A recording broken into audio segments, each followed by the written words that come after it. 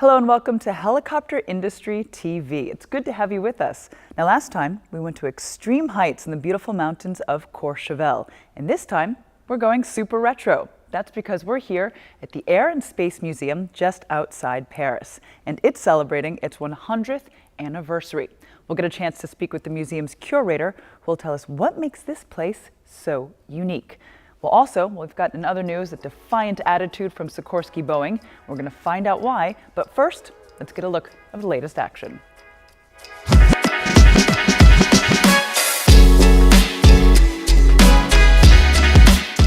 Airbus Helicopters has successfully completed its certification program of cold weather testing of its latest H-160 helicopter in northern Finland. Bell and JB Investments, independent representative for Bell in Poland, celebrated the sale of 3 Bell 407 GXI helicopters to the Polish police. Safran Helicopter Engines has obtained a validation of type certification from Civil Aviation Administration of China. This for its Ariel 2H engine powering the Avicopter AC-31-2E. Japan's Coast Guard has acquired an additional H-225. With the new helicopter, its Super Puma fleet now includes 11 H-225s and 2 AS-332s.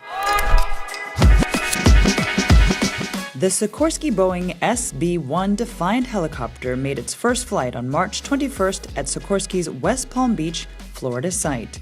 The flight lasted about 30 minutes. The aircraft developed by Sikorsky will help inform the next generation of military helicopters as part of the U.S. Army's Future Vertical Lift program. With its 2 coaxial main rotors and a rear-mounted pusher propulsor directly derived from X2 technology, the SB Defiant represents, according to the manufacturer, a leap forward in technology to achieve the U.S. government's desire for vast increases in speed and range, while improving maneuverability and survivability in a cost-effective way. In competition with Bell's V-280 Valor, the stakes for manufacturers are high, since one of these devices should be selected to replace the current UH-60 Black Hawk by 2030. Well, it's my pleasure now to be joined by Gilles Aubagnac, one of the curators of the museum here. And Gilles, I'd like to ask you, we're here in a room that's dedicated entirely to helicopters, the rotator wing. Tell us more about it. Why? Why? Bien parce que l'hélicoptère n'a rien à voir avec l'avion ou la fusée. Nous sommes dans le musée de l'air et de l'espace. Il y a des ballons, il y a des fusées, il y a des avions. Mais l'hélicoptère, c'est une technique totalement différente, puisque l'hélice, elle est au-dessus, on l'appelle un rotor, et ça décolle verticalement sans avoir besoin de roulage de piste. Donc c'est une histoire totalement différente. Okay, well then, if you're looking at all of these historical aircraft here, do you have a few that are your favorites? Il y a dans ce hall un objet totalement improbable, un hélicoptère sans moteur.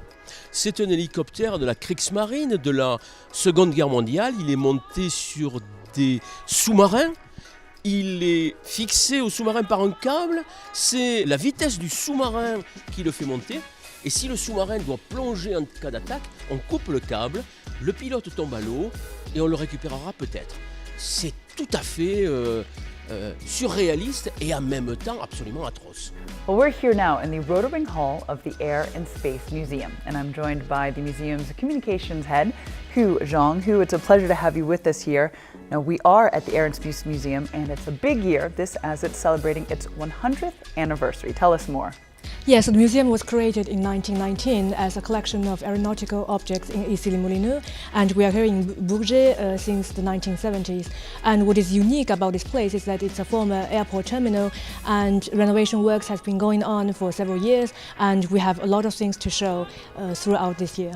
Indeed, we're surrounded here by such historical aircraft. We've got the Alouette 3, which was responsible for saving thousands of lives over the years.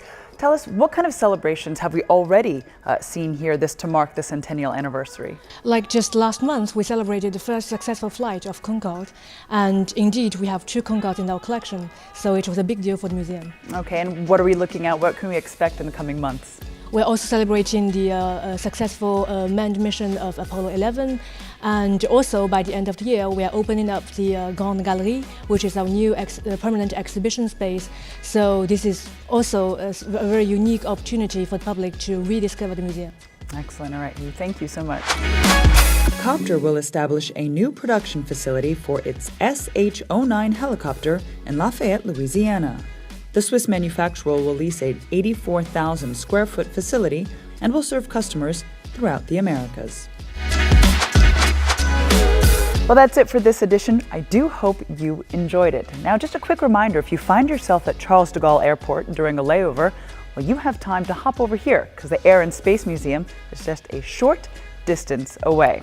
Now, please make sure you do turn into Helicopter Industries' YouTube and Vimeo channels and leave us your likes and your comments. We'll see you next time.